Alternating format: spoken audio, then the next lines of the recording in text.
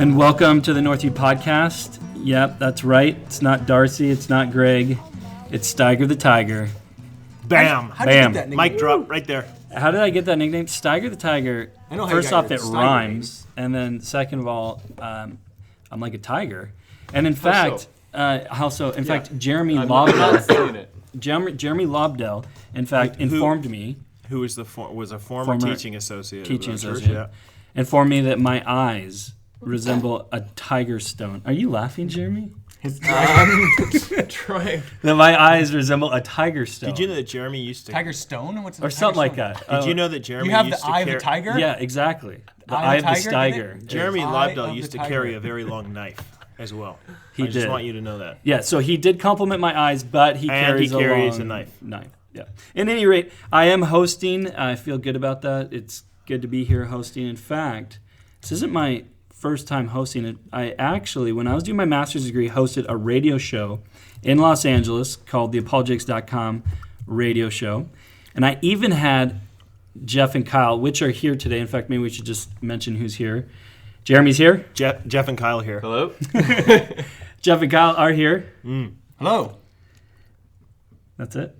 No, And- that's right. We were on the radio show, and it was like at midnight. Yes. As I Midnight recall. to 2 a.m. or something. That's we were- right. we It were was down there- midnight to 2 a.m. We were doing this radio show. And, of course, it's the first, like, Jeff, Kyle, and I, we had barely had met at this point. They were doing their doctoral study. I was working on the book. And we're in L.A. The book. It's now called The book. And we're in L.A. and we do this radio show together. And, of course, they have some new engineer that totally screws the whole intro up. You guys remember this? Oh, yeah. And I'm starting the show, and he, all of a sudden, I see him. See, there's this glass window. I see him leave the sound booth, like engineer room thing. Races over, comes into the studio, frantically begins turning switches on and off. And then do you remember that he began to pound one of the main machines? Yeah, he's just, with his fist. With his fist. He begins to pound it, and I think to myself, that can't be good. No, it wasn't good.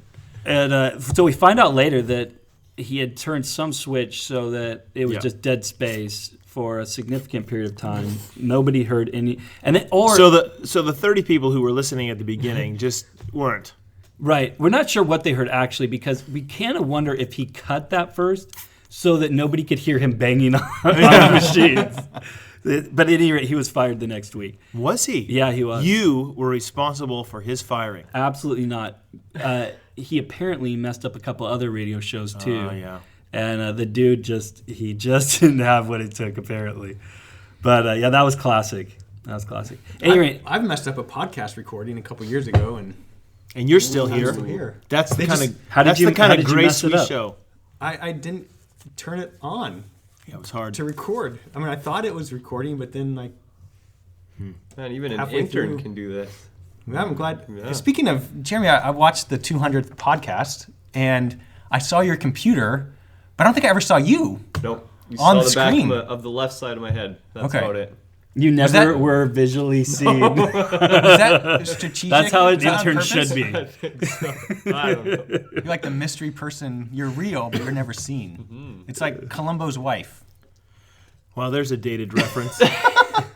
Did you watch Columbo? Columbo is Wasn't my that favorite Wasn't TV that- detective. Wasn't that in the 1970s? Oh yeah, and 80s and 90s and 2000s. So you're like He a just kept going. 5-year-old watching Columbo. Oh no, I just saw reruns. All right. Hey, question for you guys. What's been going on in the news lately that caught your attention? You're like, you got to be kidding me.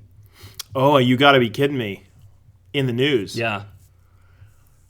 Well, I shared one of the things this weekend about Memories Pizza in the States that got death threats for them being apparently a pizza shop that wouldn't cater a gay wedding. I thought that was ridiculous that somebody would get death threats for that kind of thing. That's pretty crazy.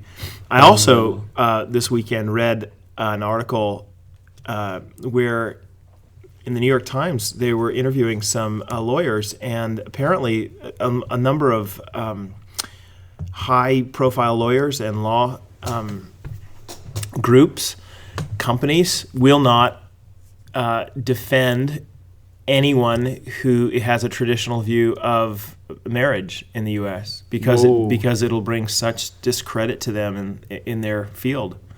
So it's like you're a pariah now, apparently, if you hold those viewpoints. And so you have to go to the smaller law firms if there's somebody, for example, if you're, if you hold a view that isn't, in line with the current orthodoxy of the culture, you're going to have a hard time finding a really high functioning, or not high functioning, like a high powered lawyer or attorney to represent you in any kind of legal case. Wow. Pretty crazy. That is in crazy. And then, sorry, I've read too many things. Oh yeah, Jeff reads a lot of news. But hold on. There's this guy outside of Philadelphia. There was this lady who wanted to see her boyfriend, but she had a special needs child and a handicapped son, and she left him in the woods with a blanket and a blanket and a drink, and she left him there alone in the woods with a blanket and a drink, and went to see her boyfriend. Wow. She just dropped him off so that the wolves could How babysit. old was this? I'm not kidding. That actually happened. Wow. Only in America, right, Andy? Only in America. Only America. Well, this one actually isn't in America. This was in Japan. A man was arrested this last week for prostitution in the Philippines with a minor. But when they arrested him and they began to look through his computer, they couldn't believe what they were finding. And this guy ended up confessing to paying for sex 12,000 times, that he had since the 1970s had been going to the Philippines. That's ridiculous. Paying for sex, that he had slept with over 12,000. One of the worst things that I've ever done or been near has been when I went to Thailand. When we were there, Andy and I were there together, and we were just near Khao San Road, I think is what it's called, down in Thailand. And you saw that we were on a train. It wasn't Khao San Road. That's where all those backpackers were. It was farther down, like Pattaya. Pattaya. But I remember being on the train, and there was a bunch of people these older military guys, maybe 50, 60-year-old guys, with these little young Thai girls. And the guy who was with us was telling us, that's these guys involved in the sex trade. It's unbelievable. There's just horrible stuff going on around the world with the sex trade. Okay, you have to have a lighter side, Kyle. Just like the news, right? He's currently looking on the news, where they go from some horrible thing, and a lighter side, Bobo the baboon has had babies in the nearby zoo. I don't have anything that. You're the weather guy who's supposed to do the lighter side. But it's interesting when you do see and hear these intense news stories. They'll cut to it cuts to like a toothpaste commercial to get whiter teeth and fresher breath. So it's just like, we live in a culture where we hear so much and we have so much coming at us. It's hard to process and really think through some of the important things. Right. So, Jeremy, the intern, you got anything? No news, but it's supposed to be sunny all the way till Saturday. You know what? Respect. So. I have just two things that I want to talk about. We got one question that came in that I thought was worthy enough for us to address, and then, by the way, my intern John Rendell, God bless him, he sends in a lot of questions. I was looking through all these questions. He sends in a lot. What is John? I love you. What does he do? You ask a lot of questions other than send questions. They're you know what he does? Questions, though. Yeah, right? So they're unique. That is for sure. Just a quick question. By the way, one of the things I got to say this about my intern John Rendell. I'm so proud of him. We were in Maple Ridge Baptist Church this weekend. I was preaching there, and he asked one of the people there at the end if she could point him to a bathroom. To which she instructed him that the homeless shelter was across the street. He was wearing his best studs. Right? Yeah, that is no word of a lie. They mistook my intern for a homeless man. Well, that's why he shaved a day later, right? He did. Today he shaved and he's actually cleaned up a bit. But But he went to church looking like a complete slob. Yeah, that's what you're saying. Pretty much, that's what I'm saying. Okay. Hadn't washed in a few days. Yep, and it's pretty ridiculous. What was I? Was I going somewhere? There's a girl who's going to marry him this summer, right? Oh, yeah, that's right. Yeah, there actually is. Right. Yeah, he's engaged. Right. So she doesn't think he's homeless, though, or does she? Apparently not. She She apparently likes this guy. Okay. But you know what? He's great. We appreciate him. Thanks for all the questions, John. We won't answer any of them. No, not one of them. So this question came in, and I actually identified immediately with this question because I had the same question. And this was what was asked.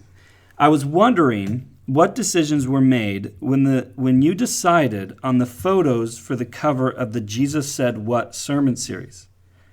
And I got to say, when I first saw the banners myself, I was like, And the criticism here is because... Well, and so I'm going to continue on here. I have heard Jeff talk about how one of Northview's goals is to be culturally relevant to our community. I found it odd that all the pictures were of generally young white people, half of which were in business attire. Maybe I've seen too many Canadian ads, but I was surprised not to see any Indo-Canadians, Vietnamese, Korean seniors, or other more varied faces.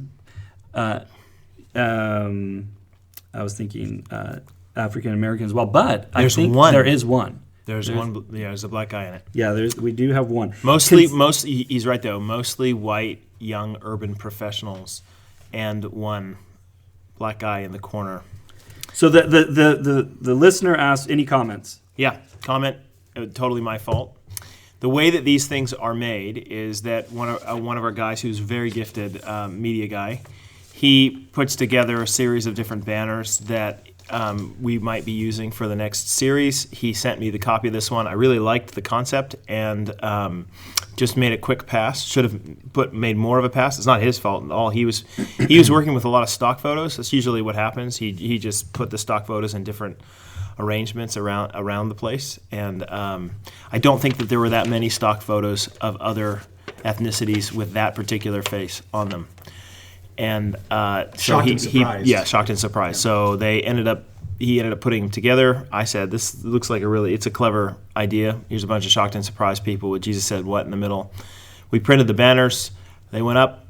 And then immediately our missions guy, Darcy, who's usually here on the podcast, was like, you do know that there's only white young people on that thing, except for the one guy in the bottom corner, the black guy in the bottom corner. I said, yeah, just like Northview. No, I'm kidding. It's not. No, so the point that the emailer's making is absolutely true, and it is not, Daryl, it's my fault. I totally take the onus on that one. So when you see them, you can blame Jeff and say that, but it was not. It was not deliberate, believe me. But you're absolutely right to say that this is the kind of way that you can speak the language of the community, and we just didn't do very well there. It was interesting, though. I was talking to Steve Kim. He works with Apologetics Canada and attends here at Northview. He's Korean. And I asked him, I said, did you notice? And he didn't notice. Yeah. So there you go. Well, there are equal He will now. Everybody listening's like, look at that thing. Yeah. There's equal number of male compared to female. Yeah. The male-female ratio is the same. Yeah. So. No, still. Well, at least we got that right. In retrospect, I would have changed would have changed it. Well, we got another question here that came in during our leadership breakfast. Kyle, you just want to tell people a little bit about our leadership breakfast that happens and who gets to go to that? Ooh, special group. Yeah, so it's like a secret breakfast, right, Kyle? Which is not connected to the secret church, which is the 24th. Will hear about. And hopefully you've seen at 6 p.m. to midnight, secret church. So this was leadership breakfast, which was not a secret. Neither is secret church a secret. But why do they call it a secret then? It's a secret because in some parts of the world, people do have to meet in secret because of persecution. But we don't. Okay, so it's a marketing ploy then. In order to connect ourselves with the persecuted church in a more real way and pray for them, the event is called Secret Church, even though we still talking about Secret Church? 50,000. Sorry, I zoned out. I zoned back in. And just kidding. Andy's book will not be for sale at Secret Church. But if you want to hear God's word and thinking through, not that Andy's book doesn't have God's word. Unbelievable. No. Okay, back up a little bit. Secret Church, since it was brought up. More Secret Church. God's word for 6 hours. Prayer for the persecuted church, and the topic is Christ, culture, and a call to action. So how can we as Christians be engaged with our culture who thinks we're crazy? What date is it? It's Friday the 24th. What time? April at 6 p.m. Where? Here at Northview. How much is it? It's $10 for snacks and coffee and a nice workbook that you'll have to take with you because afterwards all of it's posted and online. you will be there. I'll be there. Do you have to be a particular age to be a part of this? No, if you want to come and listen to God's word and I've gone soak before. that in. It's awesome, and people of all ages, and people from different churches come too. Yeah, Right. Yep. So there's the plug. There's my plug for Secret Church. But And the it's back leadership to the breakfast. leadership breakfast. So Leadership Breakfast is an effort to gather a lot of leaders, a lot of volunteers who serve at our church together to tackle a topic together that our culture is wrestling with, that we're wrestling with as a church. So the general question of sexuality was addressed this past Saturday, and we had food, because food's always a good thing to bring people together, including bacon. Yeah, and the sausage was delicious. It was. But so we had a panel discussion, and then at the end we took questions. Now we weren't able to answer all of the questions, so we thought we would bring some of those questions here to the podcast, and we would look at some of those. So we're going to look at one, and this is the question: what are your thoughts on the Duggar? Is that right? Duggar. Duggar families, culturally restrictive policy on bare minimum physical contact in a dating relationship. So somebody Kyle, you know a little bit about the Duggar family because you watch TLC an awwhile lot, right? Actually, I don't watch You spend a lot of time watching lie, TLC and Honey Boo Boo, and what's the other Storage Wars, right? So I don't. Deadliest actually, Catch, You're Ice Truckers. The Duggars have, or had, or I don't know if they still do, a reality TV show. They have lots of kids, and so it's a reality TV show about a family with lots and lots of kids. Like how many kids? Well, I don't know how many they're at 17? From one mother. Yes. now. I believe It's not so, like yeah. a Brady Bunch. This is no Brady Bunch. This is like one family with 17 children. Yeah. Okay. And apparently they have a minimum contact. Like, do you know what that amount of contact is? So I think one of their daughters, who just got married recently, her and her boyfriend, fiance, did not kiss until their wedding day. Wow. So, Do you know That was part of the it. book? Jeff, question for you. Well, hold on. Elizabeth Elliot's book. Do you know which one I'm talking about? Nope. She and Jim Elliot. That was a story about them as well. Jim Elliot was a missionary to the Auca Indians and died in a riverbank because they killed him. Elizabeth was his wife. She remarried later. And it's called Passion for Purity. Passion and Purity, yeah. And that book was the first time I had ever heard of that sort of thing happening. Whether it was the cause or not, I know that there was a blossoming kind of genre of literature for a while there, where it seemed like there were a few authors, Josh Harris being probably the chief one, who started talking about courtship as an approach to, as an alternative to dating, and it was taken up. And I hope this is fair. I'm looking at Kyle. I hope this is fair. It was taken up a lot by homeschool families. I mean, it seems like that's been where it's had a very. And that's not to put it down or up or whatever, saying it's more faithful or less. That's where I've heard a lot of the stuff about courtship. Do you know a bit about what courtship means?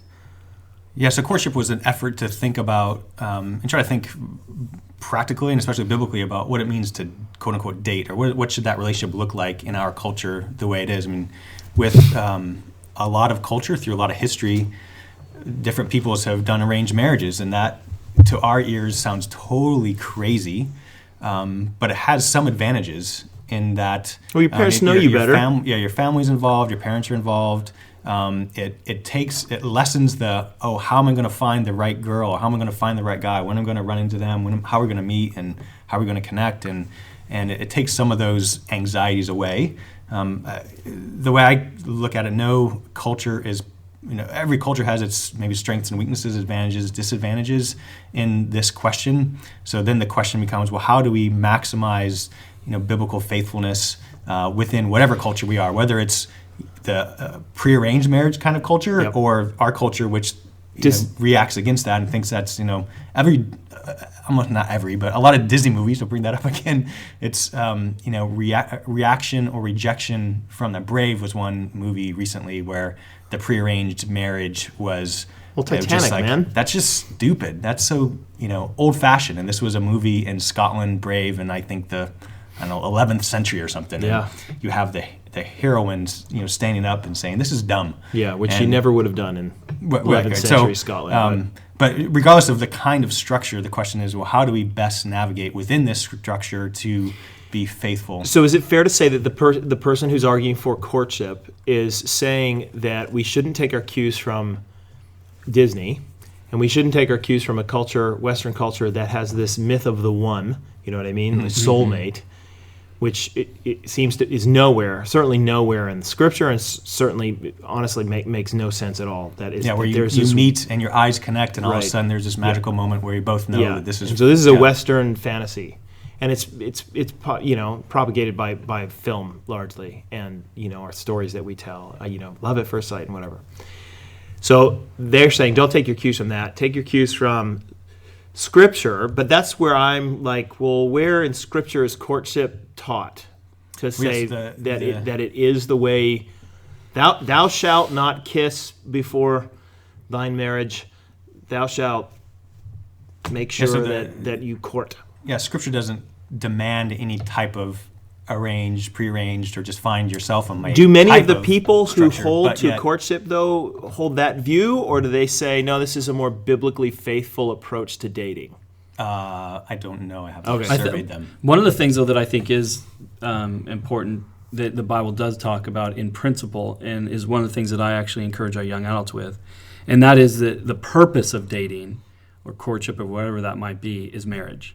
Yeah. And so if you aren't prepared to get married to somebody, you shouldn't be dating them. Yeah. And as soon as you find out that you wouldn't marry that person, Right. you should break up with them. Mm-hmm. So, but your approach there is different, because so somebody who's going with courtship would agree with what you just said there, and that's why they would say, well, that's why you should court. That's what you're declaring when you court somebody. You're declaring, I want to get to know you with a view toward marriage. Right, and I think and what I'm saying is that's how all dating. You should make sure then they would follow. You should make sure it's not just courtship, but you should make sure then that you don't kiss or have any kind of very, very limited physical contact prior to marriage. Now, so that's the question that's being asked. Is that right? Whether or not our history here is any good or not, that's my experience with it has been about this debate has fallen within the wider debate of courtship versus dating and all this sort of stuff. So I would say then first just to clarify, I think that's actually how our culture uses the word dating, is much more of a courtship idea. I mean, anything other than that is just friends. Like, so unless it's some sort of friends with benefits thing, but really if you're dating, your goal should be marriage, and I think this is something that okay. So there's that. So then there's a corrective, but that's dating, a cultural corrective that you right. would say that we need to bring to our culture, is to say, you know what, we need to we need to re-understand dating in its proper context, which is you're trying to find a spouse. Exactly. Got it. So in that context, then the question is, well, how should that look? How much physical contact should there be? And one of the things that I find interesting is, for me, the question was even bigger than that. So, for example, when Nancy and I first started dating, I told her is this a story that I want to know? Yes. Okay, because I'm not sure. So I told Nancy that I only planned on telling the person that I wanted to marry that I loved her. And so for me, there was a bigger boundary than just kissing. For me, there was a boundary of the heart, like what would I say to you, and what kind of things wouldn't I say to you during the dating process. So when did you drop the L word? I actually told her that I loved her. Hold on, before you say that, you sound very dualistic to me, so maybe you should clarify. Okay. So it doesn't matter what you do with your body as long as your heart, as long as you don't say I love you. No, I haven't gotten there yet.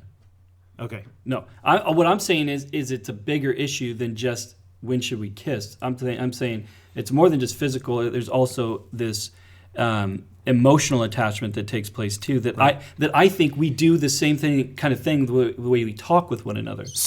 So let me get there for it. So to answer the question, I told Nancy that I loved her when I asked her to marry me. Did you kiss her before you told her you loved her? Well, and this was the question I was going to ask you when we first got into this thing: is how long when you started dating Jeannie? I thought I asked until the you question. kissed her. I'll answer it. Hey, Jeremy, did you hear me ask a question?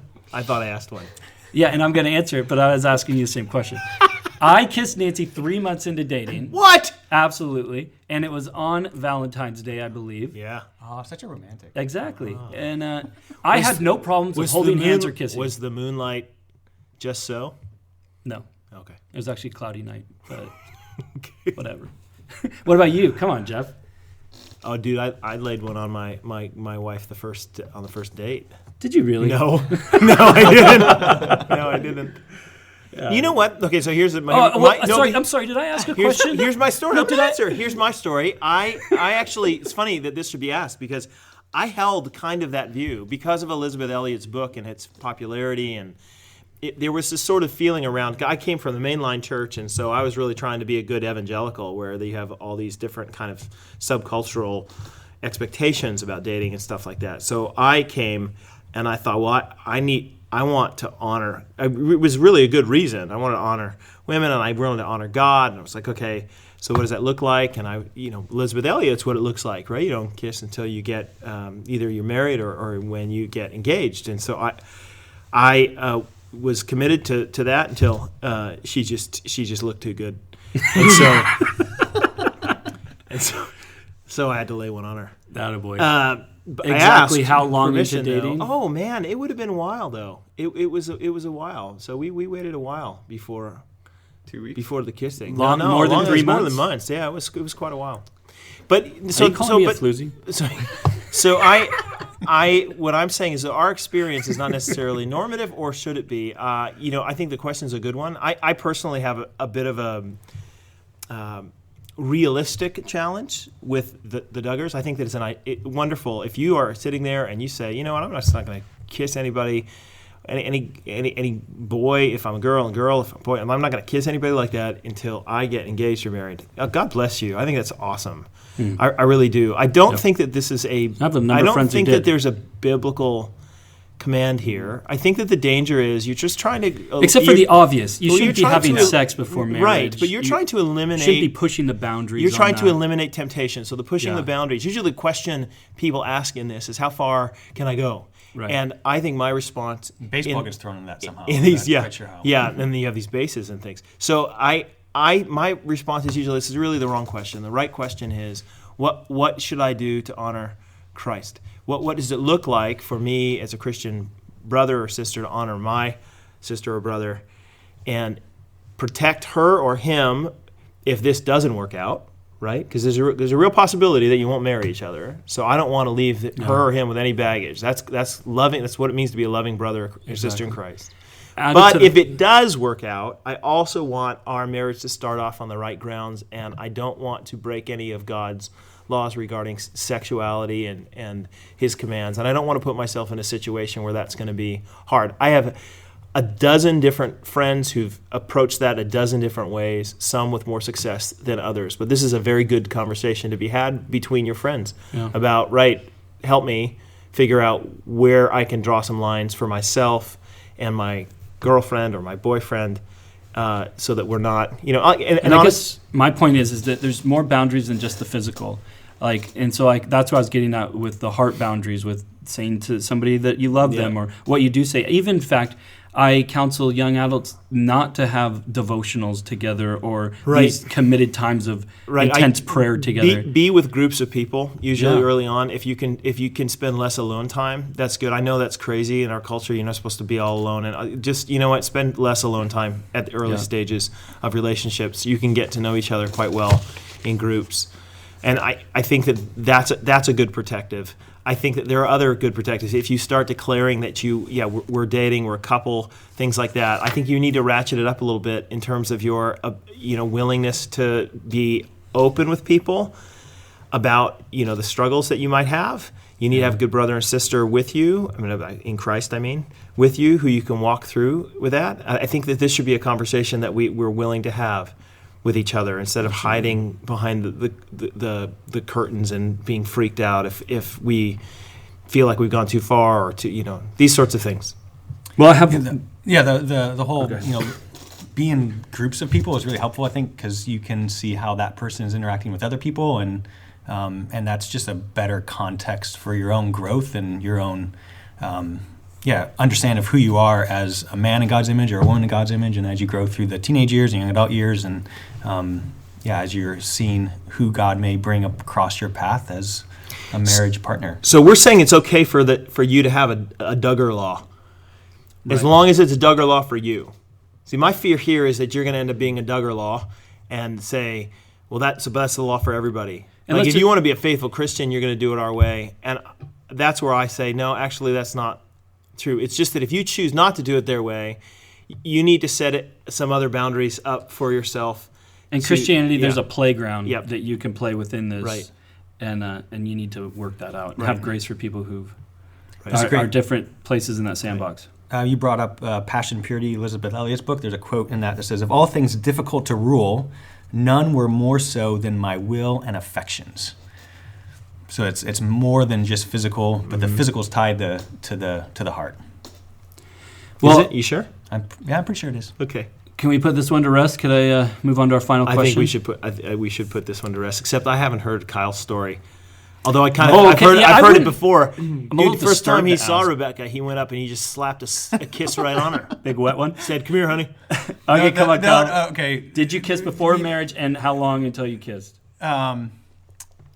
Yes, and I don't remember the exact time frame of things because I'm Must horrible not have with been all both that in it. directions. Do you remember how long you've So, been married? but the first time Rebecca and we've been married 18 years. Oh, okay. The first time Rebecca and I met each other, long story short, she left that meeting thinking I was a self-absorbed, obnoxious jerk. That's exactly what I thought the first time I met you. Wow. That is, what the odds of that? So in God's providential and comedic rule of the universe, Are she you ended up kidding marrying me? Are you She serious? thought you were Yeah. a self-absorbed, obnoxious jerk. Kyle, How's that I don't know possible? of anybody who've ever met you in their life who felt that way about you. Were you trying to put on a bit of a show? Were you?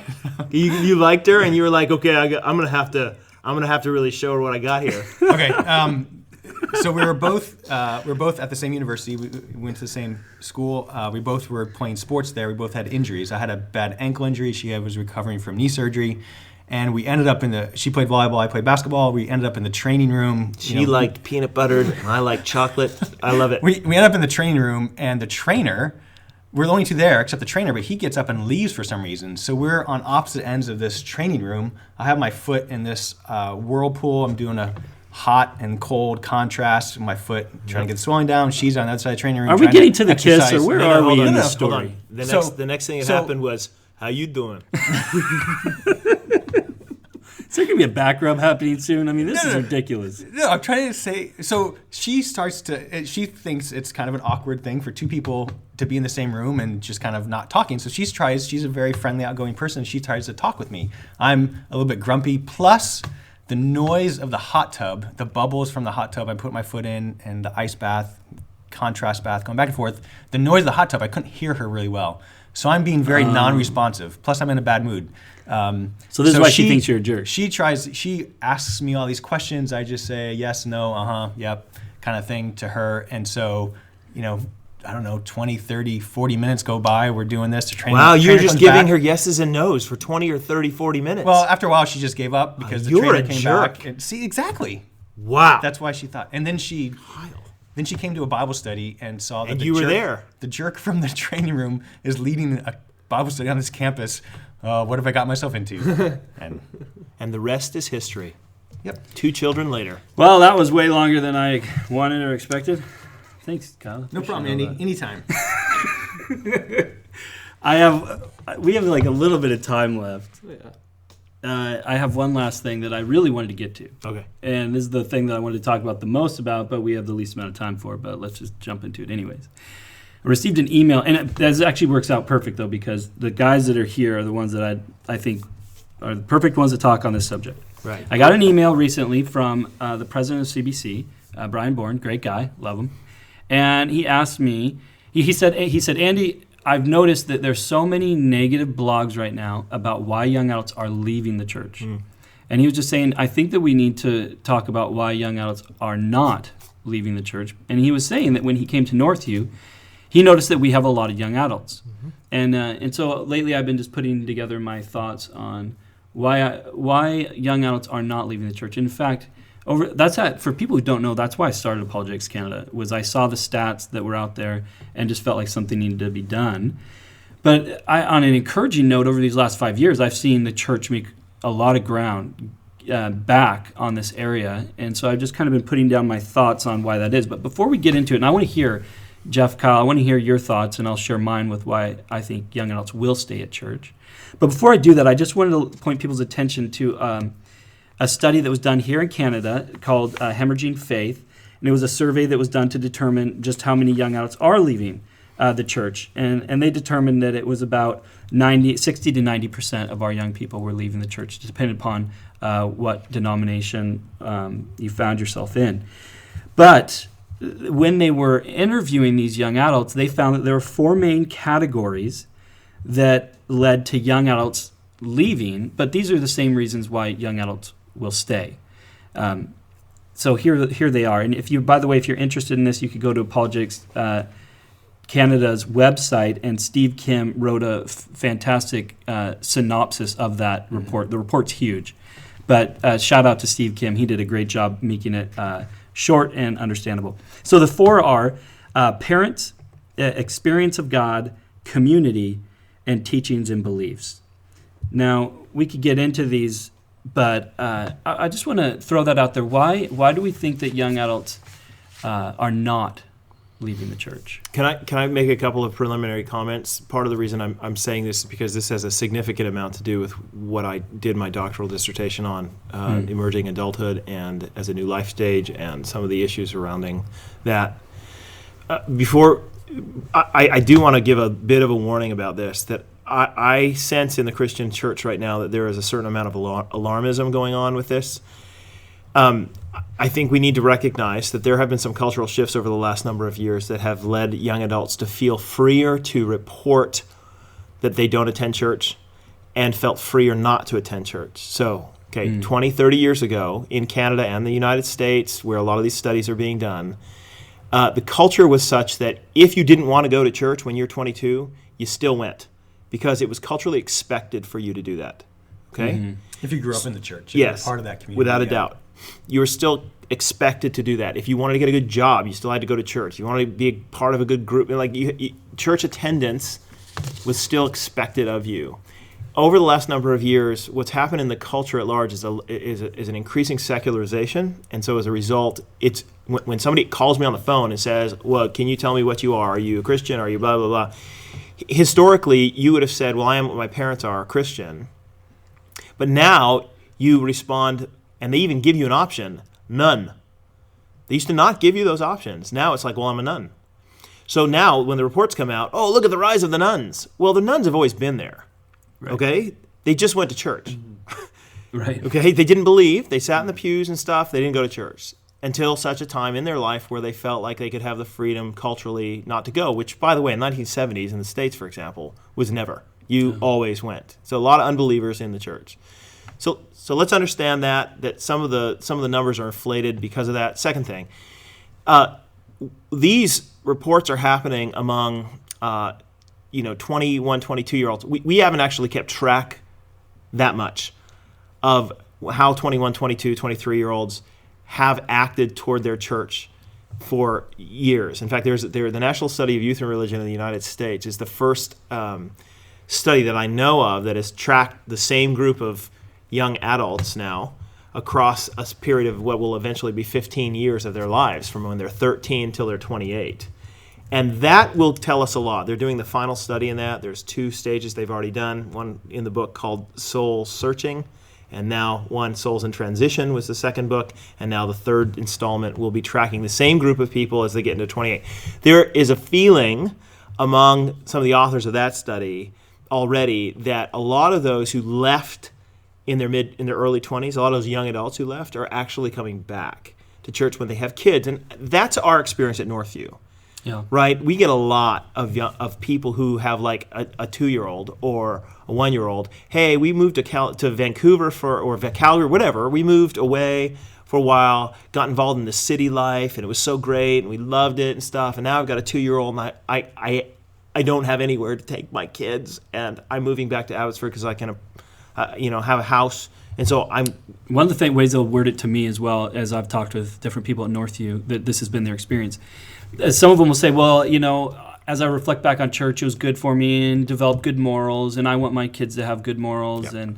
And so they'll bring them to church for that reason. Right. And so they might not be believers or whatever, but church attendance becomes something, because honestly, we've met a number anybody who has ever had children knows that when that little girl comes out, you are thrust into a world that you think, oh, I can't do this because I don't have what it takes to make sure that this person stays alive, much less has moral formation, I need to subcontract that, and the church is a good place for that. So my point is that I think that some of these statistics will come back around.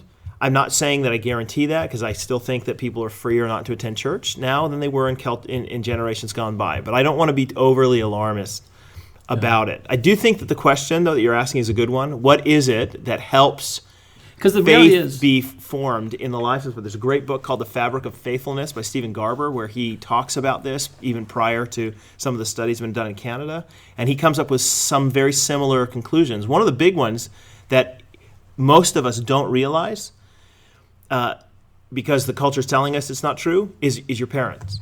Yeah. Parents are huge. Mom and dad, and the consistency between belief and behavior in mom and dad is probably the strongest indicator of whether your children will continue in the faith or not. So in other words, if you're a hypocrite, don't count on them sticking around.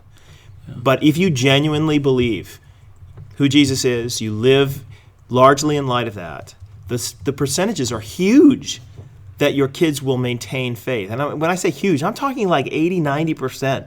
Yeah. In that realm. That doesn't mean everybody. Of course, there's lots of really faithful parents who are listening to me right now whose kids have walked away for a period, and I'm telling you that you need to have hope, because lots of those kids come back. Right. But the reality is, here at Northview, we don't want people to leave and come back. We want them to stay. Right. And one of the other things, too, that I should indicate is one of the things that we've seen, particularly with me, with Apologetics Canada, that I've seen, is some of these people that will come back, they'll come back with this idea that church is good for them, but then they'll hear this idea that church could actually be true, like that Christianity could actually be true. Yeah. And that really surprises them.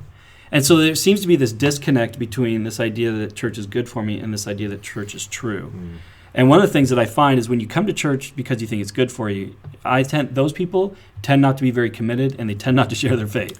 Right. But those people who come to church because they believe it's true, right. It's right. So if you think it's just therapeutic, yeah, then yes, you will be on the edge of the community all the time. But if you believe that it's actually real, it's true. This is why apologetics is so important ultimately, not just for those who don't believe yet, but probably more so even for those who do believe, because what apologetics is arguing is that this is actually reasonable, and Jesus actually rose from the dead. We can show that through evidence. It's something that happened in history, and the best explanation for that is that he is who he said he was, and that means a lot.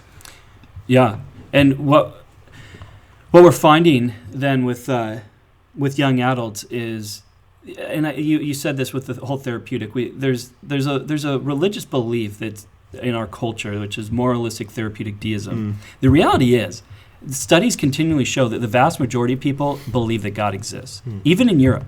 But here in North America, 9 out of 10 believe God exists. Right. The atheist is, I hate God, it's only like 2%. There is no God. There is no God, and I hate him. Yeah. But even those people, I mean, there's so actually few. But the question then is well, what kind of what kind of beliefs do they actually have? And it tends to be this very deistic kind of belief. God's out there, he created everything, but he's not really. And he's really nice. He's the kind of like butler, shows up when I need him and does the good stuff. Not really involved in my life. Yeah, he's sort of like a genie. Yeah, unless I need him. Yeah, totally. Like, he's on call. He's in the lamp if I need him. But one of the things that because we don't got time to go through all these, we mentioned the importance of parents, the importance of experiencing God, of course. But the one that I just want to camp on for a moment here before we conclude this podcast is the idea of community. My time here at Northview, I have been stunned by how important community is to young adults. And I've been kind of stunned because as I've met with our young adults, and as I meet with young adults that come back to church, as I meet with young adults that are new to the faith, and I always am dialoguing with them. Why didn't you come to church? Why did you come to church? What's going on? Every single time the answer has been community, but in different ways. So for example, why didn't you come to church? I will hear repeatedly from our young adults, because I was afraid. And a lot of young adults are absolutely terrified to come to church. And I was... Afraid of what? That was the thing that was going through my mind. Afraid of what? I was really quite perplexed by it, thinking about it, trying to understand it. Until just recently, I was speaking in a local prison, and I found that as I was talking to the prisoners and the chaplains, that the prisoners sounded a lot like our young adults. And here's my theory that I'm working on. I'm writing a blog on it. But here's one of the things I've been thinking about. We find that prisoners get used to their cell. They get used to the walls, and they feel much more comfortable and safer inside the walls of the prison than they do outside in society. And they have a lot of fears about society, whether they'll make it there, and about what they'll do outside those walls. And in fact, it's well known in prisons that people who leave will reoffend to get a comeback because they feel safer in prison. When I look at our young adults, I can't help but wonder how social media has shaped the landscape of ministry, and how many people have become much more comfortable behind the walls of their computer and in the digital realm, and the fears of stepping outside that. And you ask, what are they afraid of? Well, it's interesting. They want community, but they're afraid of the community. Face-to-face community is your answer then. Yeah. What you just described, though, is, sociologists, particularly Peter Berger, he's using language like plausibility structures to talk about. So why is it that you do what you do? Why is it that you believe what you believe? His answer would be because you have a plausibility structure for it. Kyle actually wrote a really good paper about plausibility structures. What are they?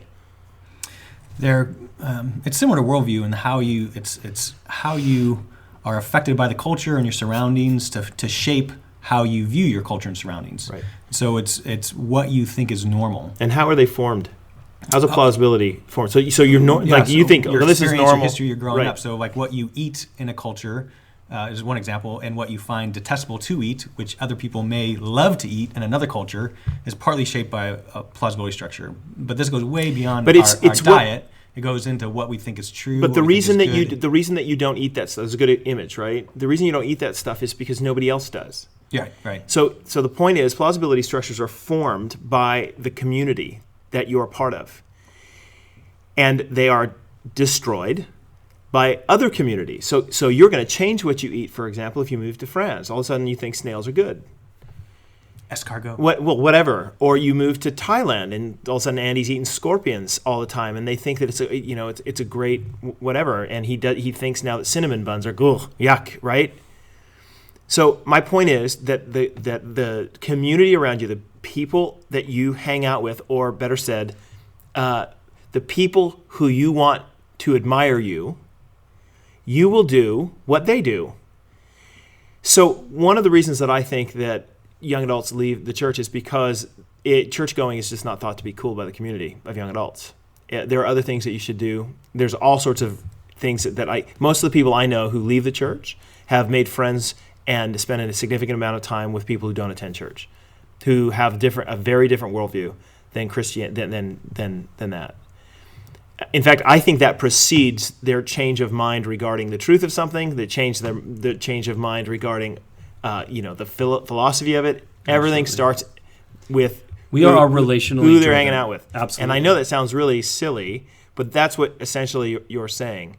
That and then if you end up getting used to being around those people all the time, they form a plausibility structure for you that precludes, or just means safer, more comfortable, that doesn't have church in it.